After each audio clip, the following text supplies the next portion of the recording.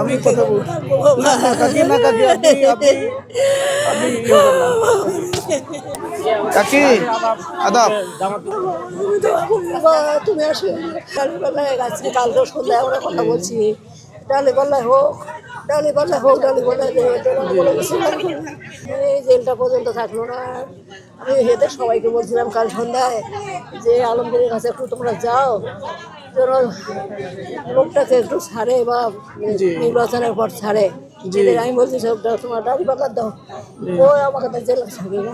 তোমার বোন আসছিল ভাগ্নি আসছিল, আমি বলছি যে আমি দোয়া করছি এগুলোর আসুক।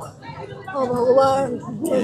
আমি দুপুরে আসছিলাম কাকি, দুপুরে আসছিলাম এসে তখন তো আপনি দিনাজপুরে ছিলেন, আপনি দিনাজপুরে ছিলেন তো আমি এসে জি কাকি জি আপনি পানি খান খান খান খান খান একটু খান আমাদের এখন অনেক কাজ করতে হবে, মা একটু খাও খান খান খান খান একটু পানি খান একটু খাও মা খান পানি খান খান খান খান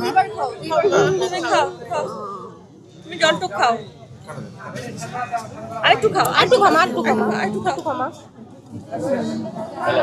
কাকি আপনি একদম টেনশন করবেন না, আমরা আছি কাকি। আপনি আমার পরিবারের লোক লাগতেও না মেয়ে আসতে জামাই আসতে আমি যে সম্মানিত ঠাকুরগাঁওবাসী, সম্মানিত সাংবাদিক বন্ধুগণ, আপনারা ইতিমধ্যে অবগত হয়েছেন যে আমাদের ঠাকুরগাঁওয়ের একজন বর্ষিয়ান রাজনীতিবিদ, সাবেক মন্ত্রী, সাবেক এমপি, তিনি আজকে সকাল 10 ঘটিকায় তিনি ইন্তেকাল করেছেন।